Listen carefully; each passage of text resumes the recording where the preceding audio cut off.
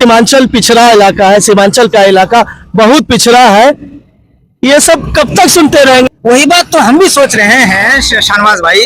अब जो जीते विधायक हैं उनसे क्या उम्मीद रखते हैं इन सब कामों के बारे में? यही उम्मीद है कि आप जिस तरह से चुनाव के दरमियान आपने वादे और दावे किया है उस पे आप काम करेंगे।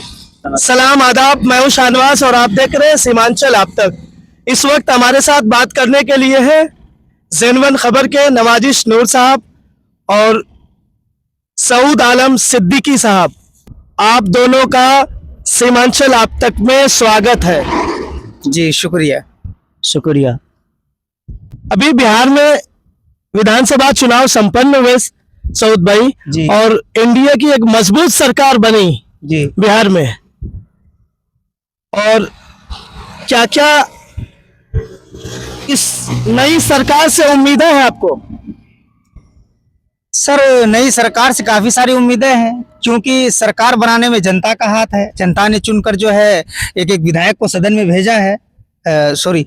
जनता ने एक एक विधायक को जो है असेंबली में भेजा है और सबकी उम्मीद है, आशा है कि जो एनडीए की सरकार बनी है और माननीय नीतीश कुमार जो मुख्यमंत्री बने हैं उनसे जो काफ़ी ज़्यादा उम्मीदें हैं। बाकी रही बिहार की काफ़ी सारी समस्याएं हैं और बिहार काफ़ी ज़्यादा समस्याओं से जूझ रहा है। उन सारी समस्याओं पर जो है कहीं ना कहीं हमारे माननीय मुख्यमंत्री नीतीश कुमार जी का जो है बिल्कुल ध्यान रहेगा और उन पर कड़ी निगाह रहेगी। मुझे उम्मीद है कि इन सब को करने में जो बिल्कुल वो सफल रहेंगे किसी न किसी तरीके से। बहुत दिनों से हम सब सुनते आ रहे हैं सीमांचल पिछड़ा इलाका है, सीमांचल का इलाका बहुत पिछड़ा है। ये सब कब तक सुनते रहेंगे या इसका हल भी निकलेगा? वही बात तो हम भी सोच रहे हैं शाहनवाज भाई। ये सीमांचल पिछड़ा इलाका अगर देखा जाए तो सिर्फ तकरीरों में और सिर्फ चुनावी सभाओं में जो है काफ़ी ज़्यादा हम लोग सुनते हुए आए हैं। मैं किसी एक पार्टी की हिमायत में नहीं बोल रहा हूँ, न किसी के खिलाफ बोल रहा हूँ। मेरा कहने का मकसद ये है कि आज से पहले जब मरहूम तस्लीमुद्दीन साहब हयात से थे और वो सीमांचल के लिए जो करके गए हैं, मुझे उम्मीद है कि आने वाले समय में ऐसा शायद ही कोई कर पाए। मुझे नहीं लगता ऐसा कोई बन पाएगा। अल्लाह उनको जन्नत बख्शे, आमीन। लेकिन अब सीमांचल की अगर बात की जाए तो सीमांचल का मुद्दा और सीमांचल की बात उठाने वाले हमारे AIMIM के प्रदेश अध्यक्ष जनाब अख्तरुल ईमान साहब, उनकी तकरीरों में बारहा हम सुनते हैं सीमांचल पिछड़ा इलाका, ये वो और बहुत सारे वादे उनकी जुबान से होते हैं। और मुझे ऐसा लगता है कहीं ना कहीं उनकी बातों को जो है शायद सत्ताधारी सरकार जो है उन पर जो है उनकी बातों को ना लेकर उन पर गौर फिक्र नहीं करती है, या फिर जो है मुझे ऐसा लगता है कि उनकी बातों को कहीं ना कहीं दरकिनार किया जाता है। सऊद आलम सिद्दीकी साहब से एक सवाल हम लेना चाहेंगे, सवाल का जवाब। सऊद आलम सिद्दीकी साहब, जिस तरह से आपने एक पार्टी को लेकर के सवाल उठाया और कहा प्रदेश अध्यक्ष के बारे में, उस पार्टी के के बारे में कहा जाता है कि ये पार्टी जो है गरीब मजलूम शोषितों की पार्टी है, तो क्या लगता है क्या यह वाकईतन है? क्योंकि इस पार्टी का एंट्री 2015 में हुआ। आप हमें पहले ये बताएं, गरीब मजलूम जिसे आप कह रहे हैं गरीब और मजलूम, क्या वो सिर्फ मुसलमान ही है? क्या हमारे चमार, दलित, अति पिछड़ा, हिंदू ये सब नहीं है? देखिए वो सभी धर्म के लोग हैं, चाहे वो हिंदू हो, सिख हो, ईसाई हो, तो चाहे कोई भी धर्म के लोग। तो आज सीमांचल की बात जब आती है विकास की, तो 2020 में भी बहुत सारे बड़े बड़े वादे किए गए थे। फलाने नाम से फला हॉस्पिटल, फला जी जी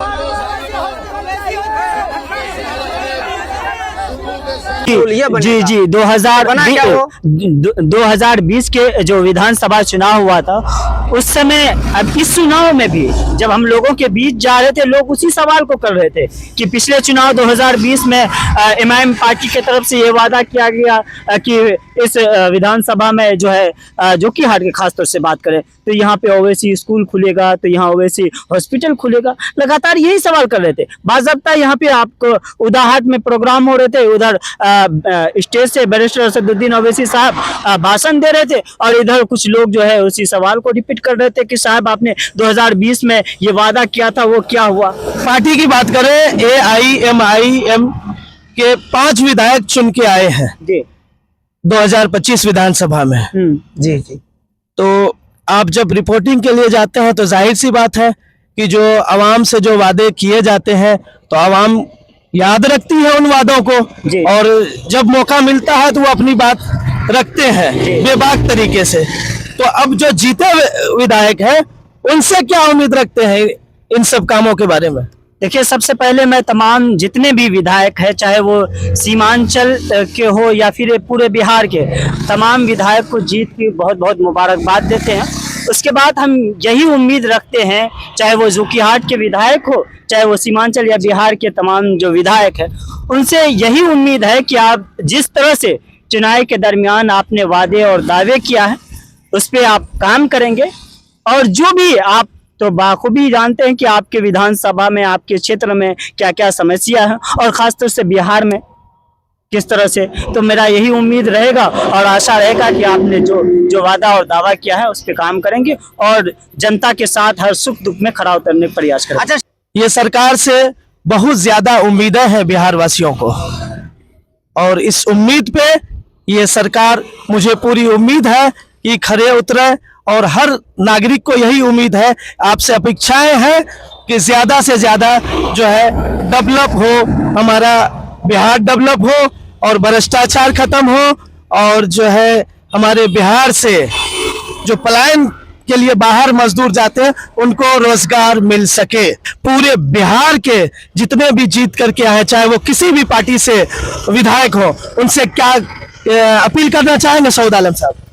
मैं यही अपील करूंगा। देखिए, मैं पहले एक बात मैंने स्पष्ट कर दिया है कि मुझे किसी विधायक से या किसी दल से मुझे कोई ये लेना देना नहीं है। मैं लेना देना का मतलब ये नहीं कि मैं किसी एक पार्टी का नहीं हूँ, प्रवक्ता नहीं हूँ या फिर कुछ नहीं।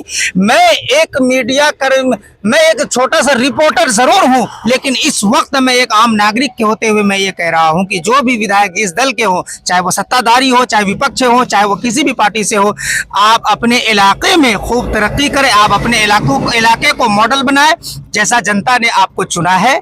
जनता के दिलों में आप जगह बनाने का काम करें। अगर ऐसा करते हैं तो आने वाले समय में आपको कोई माई का लाल आपके जगह को ले नहीं सकता है।